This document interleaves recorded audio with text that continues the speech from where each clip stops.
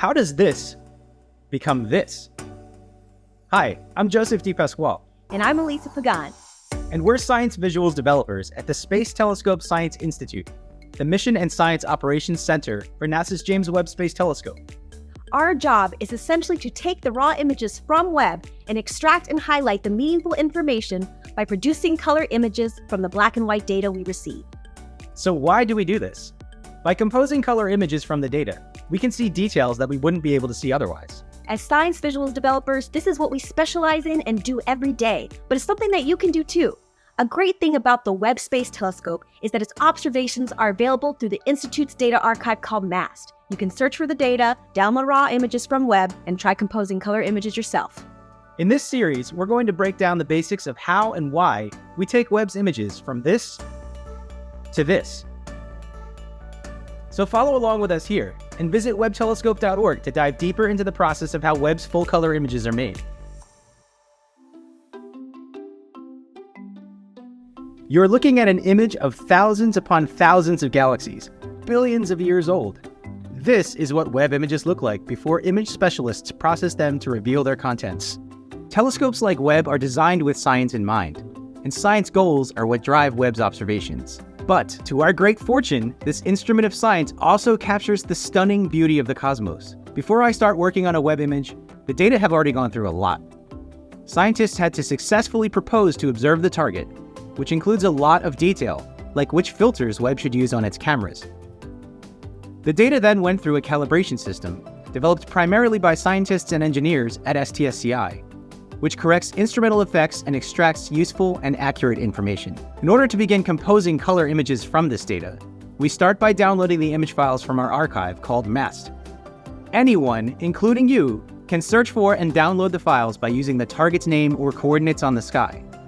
When we first open these images, they may appear black, but they actually contain a huge amount of information. Webb's detectors are so sensitive that they capture more light than our eyes or screens can process. So we need to use certain techniques to bring out the faintest details and make them visible to our eyes while preserving the brightest details. Stretching and compression are one of the ways that we do this. These techniques ensure we highlight the bulk of what was captured in the image. We then refine each piece of data by removing any artifacts or anomalies that might be hiding what's there. Downloading and working with the raw data in this way is exciting. It's kind of like getting a box of puzzle pieces without the picture on the box. And this is only the beginning of the process. Stay tuned for the next video in this series, where we'll dive deeper into the journey of composing color images from Webb data.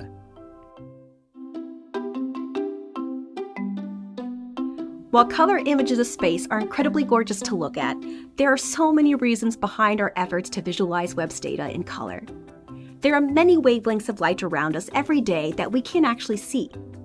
The Webb Space Telescope sees infrared light, which is a type of light that's invisible to our eyes. If you wore sophisticated infrared goggles and flew through space, you'd see the universe similar to how Webb does. But since our eyes can't naturally see in infrared, to see what Webb sees, we need to translate the light into visible color. Webb captures multiple images using different filters that detect specific elements or molecules. Then we combine those images to make a composite, assigning different colors to individual images based on the wavelength of light they detect. Just like you would translate a language you don't understand into one that you do, assigning colors this way helps us process the information in a way our eyes can understand. The words are always there, but now we can understand what they're saying. After translating the infrared data to visible color, it's time to consider the aesthetics. We use principles of photography to emphasize certain details and ensure that the image is visually engaging, while we work with scientists to ensure we're maintaining the integrity of the original data. Composition is also a big part of this process. Sometimes this just means rotating an image to draw the eye to important info, and sometimes this means cropping images to create a more balanced look. There's no up in space, so our team gets to essentially decide what up looks like for each image we release. Composing color images from Webb's infrared data is a really unique combination of science and art. Similar to composing a symphony, we're carefully balancing each note or each color and scientific detail to create a harmonious, scientifically meaningful, and visually stunning view of the universe. Webb has two main cameras: NIRCam, the near-infrared camera, and MIRI, the mid-infrared instrument. NIRCam captures shorter wavelengths of infrared light, while MIRI captures longer wavelengths. NIRCam has 29 filters, while MIRI has 9 filters. There are a large number of filter combinations that can appear in a Webb image. We assign colors in chromatic order, blue, green, red, from shortest to longest wavelengths for both of Webb's cameras. We then carefully review what each image contains and decide which filters to keep in the final composite image based on the data quality, science, and overall look.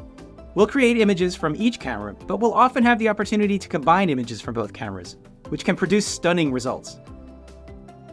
So there you have it, a brief overview of composing color images from Webb Space Telescope data.